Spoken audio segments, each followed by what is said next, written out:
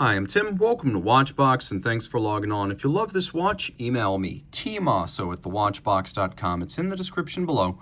It is your purchase and pricing email question line for buying this or any watch you see on any Watchbox platform. Please reach out to me directly. Email tmosso at thewatchbox.com for pricing. Today, we're discussing a Platinum 99-piece limited edition that was part of the 5-piece FP Journe Ruthenium set. This is the Octa Jour Nuit from the Ruthenium collection. 99 pieces made from 2002 through 2005. They didn't make all 99 in one year. They spread it out over several model years. And while this watch originally came from the factory, standard with a strap, someone opted for the ruinously expensive upfitting of a bracelet, the factory platinum 5-link FP Journe bracelet, the most expensive accessory in all of watchmaking perhaps, and it transforms this watch. Greater wrist presence, greater heft, and greater rarity. Now the watch, of course, is part of the Ruthenium series. All of them were platinum, 99 pieces, and 40 millimeters. That is the diameter of the case.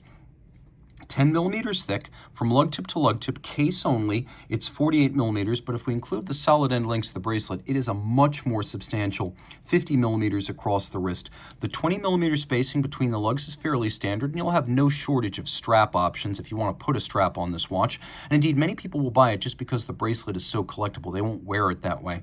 But if you do wear it with the bracelet, let me show you how it'll fit. On my wrist, which is 16 centimeters circumference, you can see it's quite broad. Those end links push right out to the edge of my wrist and maybe even out a little bit beyond my wrist. I think on this bracelet, your wrist should be no smaller than mine, 16 centimeters circumference or larger. If you just want to wear it on a strap, you can get away with wearing this watch on a wrist of 14 centimeters circumference. But being only 10 millimeters thick, it is quite thin, and with a domed bezel, it slides easily underneath the dress cuff. This bracelet is massive. As you can see, it features both French and Swiss hallmarks, because as with the case, these were made by FP Journe's suppliers inside of France at the time. He wouldn't bring this kind of fabrication to Geneva until about 2008. And so you can see the hallmarks of two nations on both the end links of the bracelet and on the case itself. It's a 5-link design, all polished on the top, satinated on the flanks. Removable links are fixed in place using screws, so it's fairly easy to size. You can see the clasp internals are made of white gold. That's why there's such a tonal difference between the bracelet, which is truly platinum, and the white gold. White gold is used because when you're dealing with mechanical components, like folding components this small and this thin, platinum can bend and deform, whereas white gold is a natural match for a platinum watch, but also mechanically it is the hardest of the 3 standard golds, so it's the best one for mechanical applications like this. It is a friction fit, it snaps shut, it's low in profile, it's a sequential close, and then you've got the Journe logo and motto on the exterior. You can see that the actual cradle is curved to match the underside of your wrist, so it is quite comfortable once in place. Taking a look at the integration of bracelet to case, you can see there's a conforming end link to close the gap. It traces the arc of the lug, but also the curve of the case. The curve of the case is simple and strong with Calatrava-like integrated lugs that turn down almost 90 degrees from the case band. We have flanges on the case back and the bezel that help to define the mid-case. Everything's polished. We have the double dimple knurled Journe crown, which is universal on Journe watches, a domed bezel, and then a dial, which is made of a couple of different things. The sub-register that features the hours, minutes, and the seconds, this is a stamped piece of brass. The black polished bezel around it is polished steel. The dial is made of gold, but then it's coated with ruthenium to give it this anthracite sort of dark gray media blasted color. It is a blasted profile, so it's a matte finish with the ruthenium on top, and you can see in good taste, Journe made sure that the double-digit date discs are the same color as the dial. Taking a quick look, Jour Nuit, it's the day and the night as envisioned from a projection of the top of the world, and you can see it is basically just a day-night indicator. Some people mistake this for a moon phase, but Jour Nuit means the day and the night. You can see how the stars and the sun rotate in sequence as the day progresses from day to night. Now, taking a quick look, we have these biomorphic blued and tapered Journe hands for the hours, the minutes, and the power reserve. Although the power reserve is represented as 120 hours, the truth is with the Octa caliber, that was always a chronometric power reserve, the period during which the watch would keep best time, though in fact these will run for almost 160 hours before they stop. You can see the dial side assembly bolts, which are a long-time signature of FP Journe dial design and fabrication. Turn it all over, and you can see we have an early version of the Octa caliber 1300. This one is graced with a 22-karat mass cut with a rose lathe to create a grand orge or barleycorn pattern. We have brass bridges. This is very much a brass movement era FP Journe, but rather than rhodium on the bridges here, we also have ruthenium, which is why they're so much darker. But make no mistake, this is brass movement era FP Journe.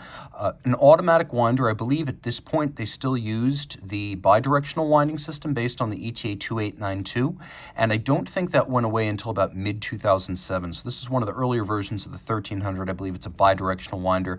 The balance is free sprung and adjusted in 5 positions, and Journe often boasts that the goal of the Octa was to create an automatic movement that kept chronometer grade time difficult to do when mainspring torque is fluctuating up and down, winding and discharging. But he managed to do it, and part of that is a very high inertia balance with variable inertia bolts, free sprung for durability and precise setting, and to adjust it in a chronometer standard 5 positions.